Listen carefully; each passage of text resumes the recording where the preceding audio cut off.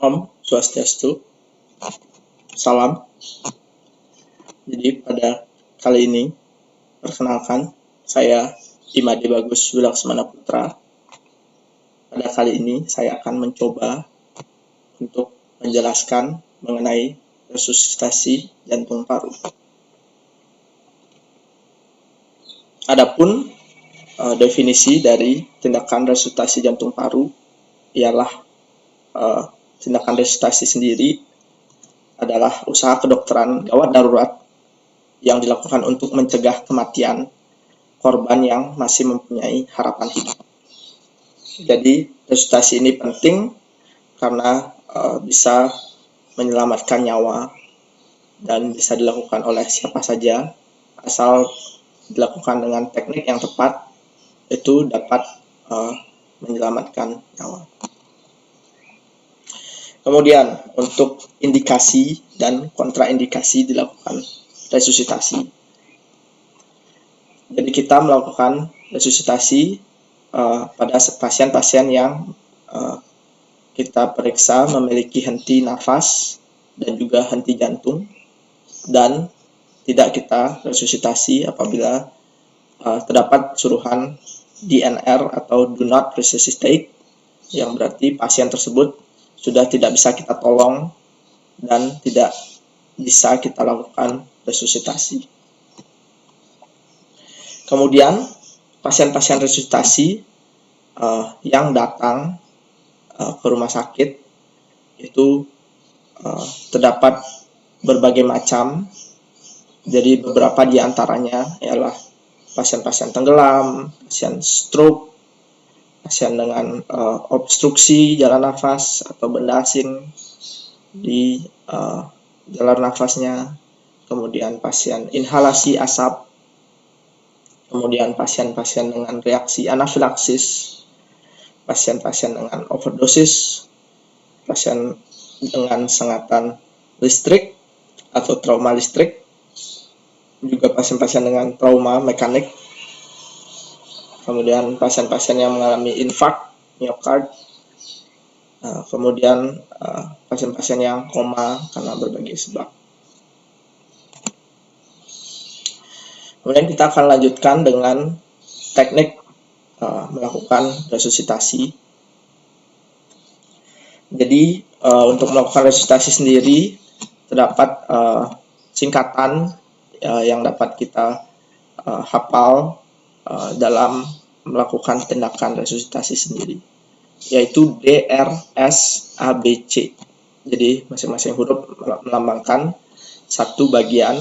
D yaitu danger, R yaitu response, S yaitu search for help, kemudian A yaitu airway, B yaitu breathing, dan C yaitu circulation. Jadi DRSABC ini akan penting diingat dalam melakukan tindakan resusitasi dimanapun. Jadi danger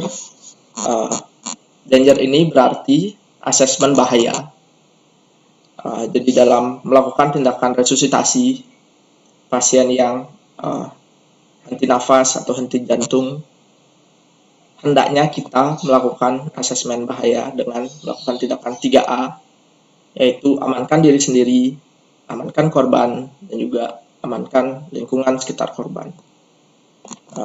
Jadi pada lingkungan rumah sakit sendiri yang kita bisa lakukan untuk asesmen bahaya, mungkin dengan kita menggunakan alat pelindung diri yang tepat, menggunakan masker, menggunakan jas, menggunakan sarung tangan, handscoon, dan juga memindahkan pasien ke tempat di mana kita dapat melakukan resusitasi dengan baik. Kemudian R yaitu response. Jadi respon kita lakukan dengan mengecek kesadaran pasien, apakah pasien masih sadar ketika kita akan melakukan resusitasi. Jadi tingkat kesadaran ini dapat dihitung dengan Glasgow Coma Scale. Jadi memiliki 3 bagian, yaitu motorik, verbal, dan mata atau eye. Jadi dinilai berdasarkan berbagai respon dari motorik mata dan juga suara verbal. Kemudian selanjutnya yaitu kita harus melihat airway pasien. Jadi kita lakukan asesmen sumbatan jalur nafas pada pasien. Jadi kita melihat hembusan nafas pasien, apakah adekuat ataukah lemah. Kemudian suara nafas pasien, apakah suaranya biasa atau terdapat suara-suara tambahan, atau mungkin suaranya kurang jelas, atau mungkin suaranya tidak ada sama sekali mungkin. Kemudian kita juga melihat kinerja nafas itu sendiri, baik dalam bentuk pengembangan dada, apakah dada mengembang pada saat pasien bernafas atau tidak, maupun dari segi fisiologis, apakah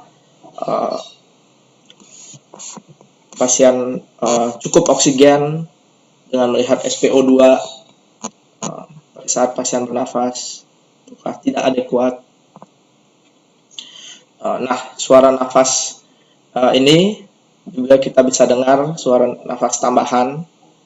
Jadi apabila kita temukan suara nafas tambahan, berarti dapat kita pastikan terdapat sumbatan pada jalur nafas pasien. Jadi suara nafas tambahannya berupa snoring yang dapat disebabkan oleh sumbatan lidah pada bagian hipofaring, kemudian gargling seperti orang berkumur, yaitu sumbatan benda cair pada rongga-rongga mulut dan juga jalur nafas.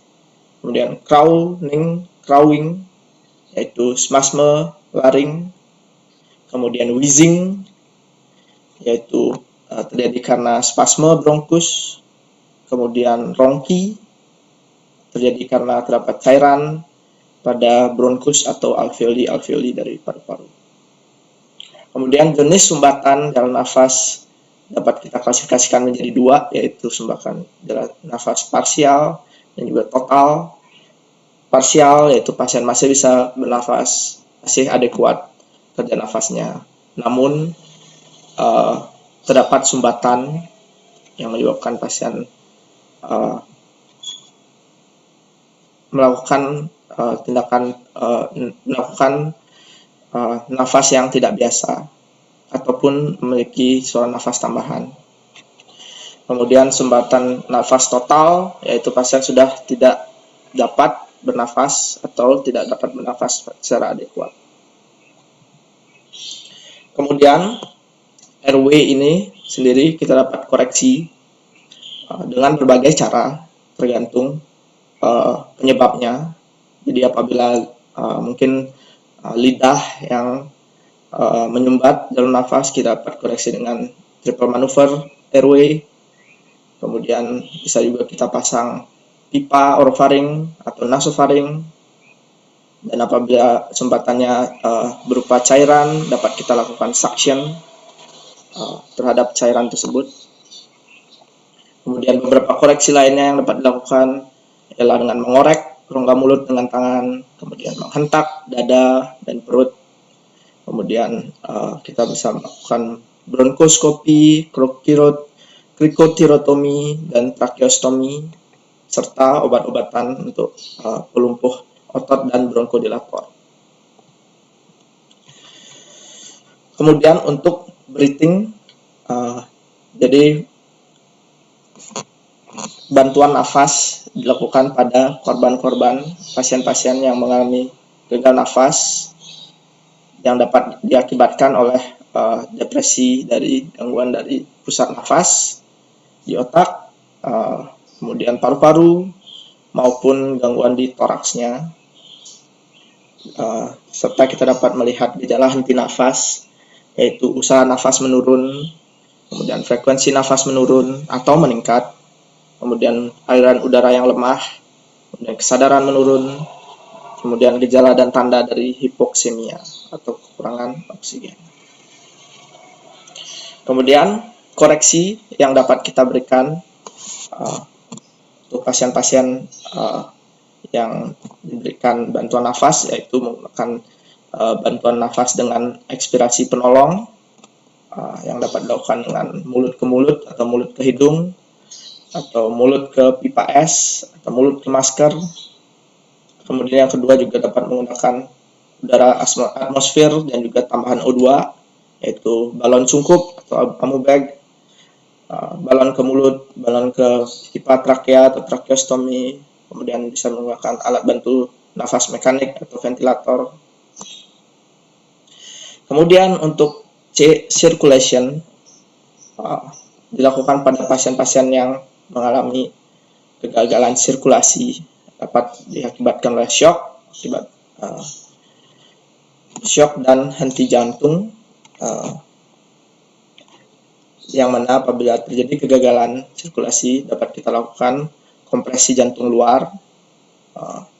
Kompresi dilakukan dengan cepat dengan masa tenggang hanya 4-6 menit setelah henti jantung. Jadi kompresi ini hanya mampu menggantikan 20% dari curah jantung normal.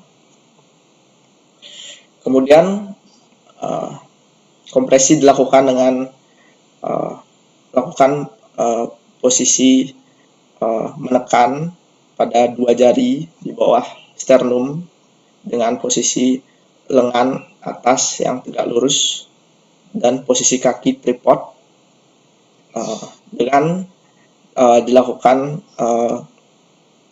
kompresi dibandingkan dengan pernafasan. Apabila dilakukan dengan 2 orang itu 5 kompresi berbanding dengan 1 nafas, atau apabila dilakukan sendiri 12 kompresi dibandingkan 1 nafas. Kemudian terdapat juga guideline yang dapat kita lihat untuk melakukan tindakan resusitasi. Salah satunya merupakan guideline AHA. Yang di kiri merupakan guideline untuk basic life support untuk healthcare provider di tahun 2015. Jadi yang pertama di sana dilakukan verify scene safety, yaitu amankan tempat resusitasi dari bahaya. Kemudian apabila pasien tidak responsif, jadi kita lakukan search for help atau pencarian bantuan, karena tidak mungkin kita lakukan resusitasi sendiri tanpa ada bantuan ambulans atau bantuan orang lain. Kemudian apabila terdapat AED atau emergency device, bisa kita hidupkan dan juga kita pasang di pasien. Kemudian apabila masih tidak dapat nafas, cek nadi pasien.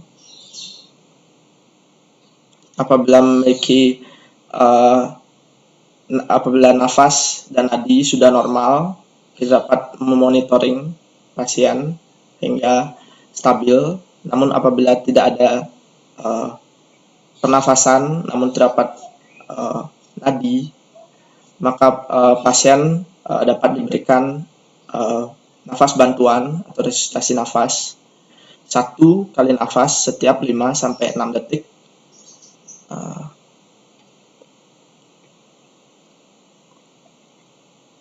Kemudian apabila pasien tidak memiliki nafas dan tidak memiliki nadi, maka kita dapat mulai melakukan resusitasi jantung dan paru. Kemudian kita lakukan 30 kompresi dada dengan 2